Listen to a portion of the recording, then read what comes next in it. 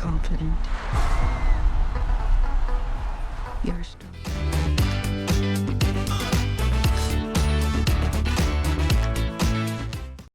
歡迎嚟到賣飛佛，聚焦電影評論、票房趨勢與幕後故事。每月一次，帶你用新嘅視角睇見光影之美。當我哋談論米高積遜 （Michael Jackson） 嘅時候，我哋談論嘅唔單止係一位歌手，而係一個定義現代流行音樂邊界嘅文化現象。2026年4月，全球影院迎來咗本世紀最受期待嘅音樂傳記電影《Michael》米高積遜。呢部127分鐘嘅作品，試圖捕捉呢一位流行音樂之王前30年嘅光輝與孤獨，帶領觀眾從印第安納州加利士嘅狹窄流失，一路走進倫敦溫布利球場嘅萬人空巷。故事從1966年喬積遜 Joe Jackson 組建積遜5人組 Jackson 5開始，詳盡描述咗呢一群孩子如何喺父親嘅高壓訓練之下，從地方歌唱比賽殺進世界巡迴演唱會嘅巔峰。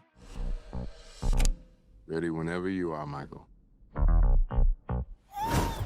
本片由波希米亞狂想曲 Bohemian Rhapsody 嘅金牌製片 Graham King 聯手視覺動作大師 Antoine Fuqua 共同操盤。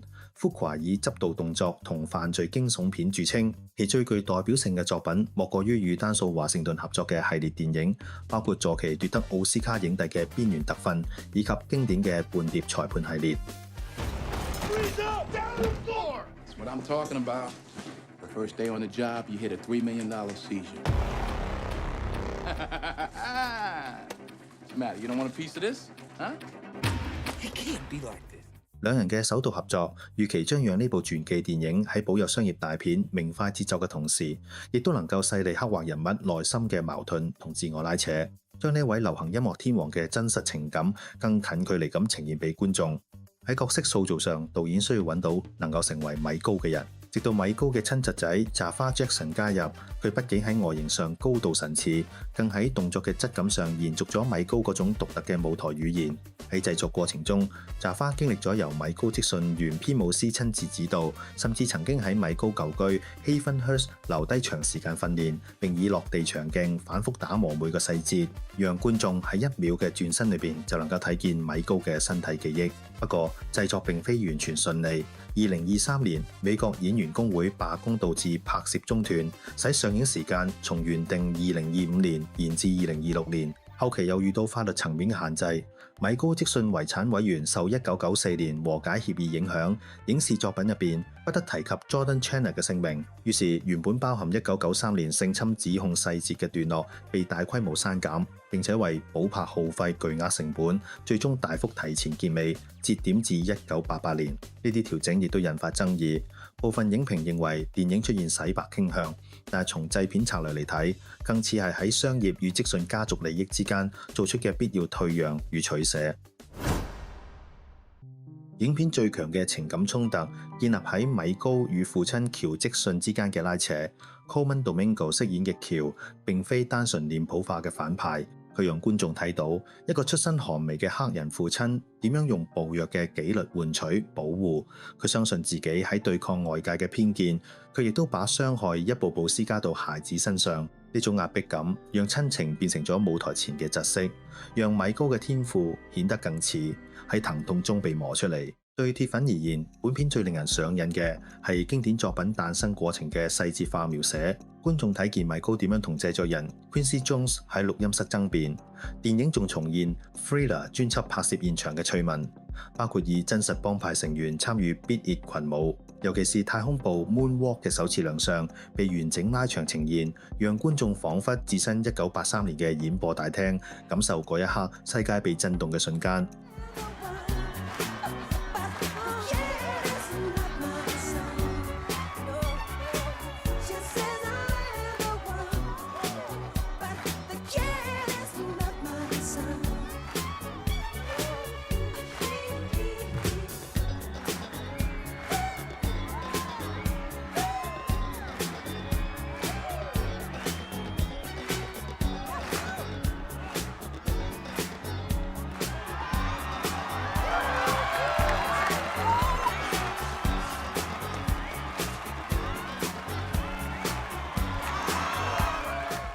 炸花唔止提供舞蹈表演，佢亦都參與部分清唱配音，讓聲音層次比純對口型更具有立體感。此外，電影亦都喺化妝與健康議題上留下注腳。部分粉絲觀察到白斑正喺妝造中嘅逐步呈現，呢個被解讀為製作團隊面對爭議同真實時，選擇更接近存在過而非完美化嘅處理方式。米高積遜嘅上映，無疑成為2026年市場嘅一次海嘯級事件。即便專業影評對敘事策略保留意見，觀眾尤其是係願意走進影院並用反覆觀影支持作品嘅擁護者，仍以票房表態，推動佢喺音樂傳記片領域衝上高位。首個週末，影片喺全球多市場同步引爆，北美以約9720萬美元奪冠，國際市場同樣吸金，全球首週票房累計大約2.174億美元。更關鍵嘅係，咁樣嘅數字喺影評不佳嘅背景底下，仍能夠逆市達成，顯示觀眾買單嘅並非劇本爭議，而係視聽感染力與情感召喚。評價出現鮮明落差喺 Rotten Tomatoes 上，影評人評分偏低，而觀眾評分好高。影評人嘅主要批評集中喺劇本過於安全，被認為刻意迴避米高生活中更黑暗、更複雜嘅部分，節奏亦都較快，好似精選集咁，而非深入剖析佢嘅內心掙扎。然而觀眾俾出嘅讚美更直接，扎華嘅表演被認為值得肯定，舞台魅力讓人彷彿睇見米高重返現場。電影提供嘅沉浸式視聽體驗，被鐵粉們形容為呢輩子能夠參加最接近現場嘅 MJ 演唱會。另外，部分觀眾亦都感謝影片把重點放喺藝術成就，而唔係小報式新聞敘事，認為呢個先至係對逝者更合適嘅致敬方式。Spread love, joy, and peace.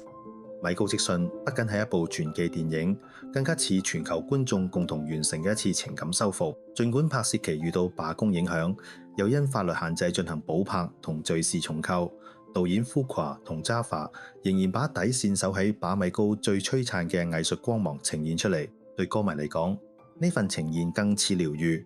我哋睇到個被剝奪童年嘅孩子，如何喺聚光燈下重建佢嘅彼得潘夢想。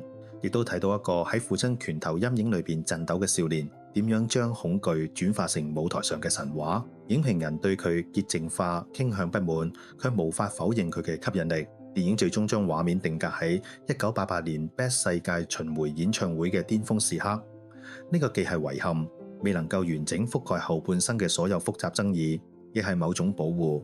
佢將焦點鎖定喺最能代表米高天才本質嘅藝術高點。隨住票房嘅引爆，製片方同導演均已經明確暗示，呢個僅僅係米高積遜系列嘅第一部分。隨住續集嘅籌備工作已經展開，更多嘅故事、更多嘅爭議同更多嘅傳奇曲目，終將喺未來幾年內同我哋見面。對歌迷嚟講，呢個係一場屬於心靈嘅慶典。